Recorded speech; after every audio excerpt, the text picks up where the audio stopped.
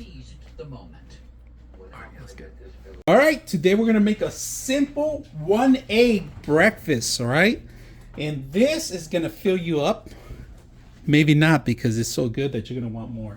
So first of all, we heat up our pan, olive oil or regular oil you want, but remember tortillas already have grasa, which is fat. So we're gonna go ahead and just do one tortilla first, let it crispitalize, because I like to do from scratch, and then we're gonna wait, cook it out, and see how long it takes.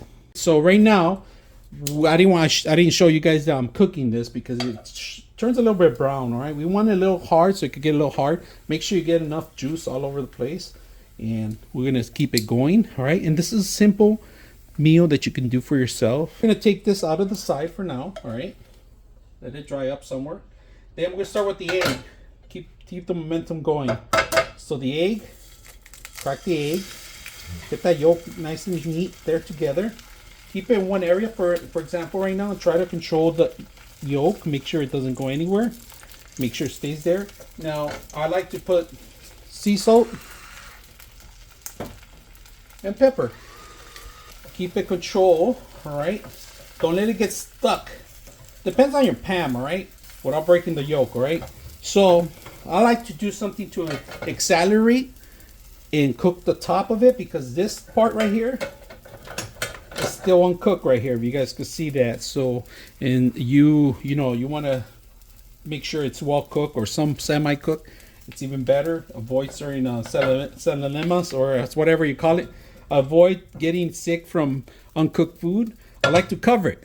All right, if you don't have a cover, it's fine, you don't need it, but this is going to accelerate it, meaning all the heat and everything's going to cycle itself. It's been about a minute.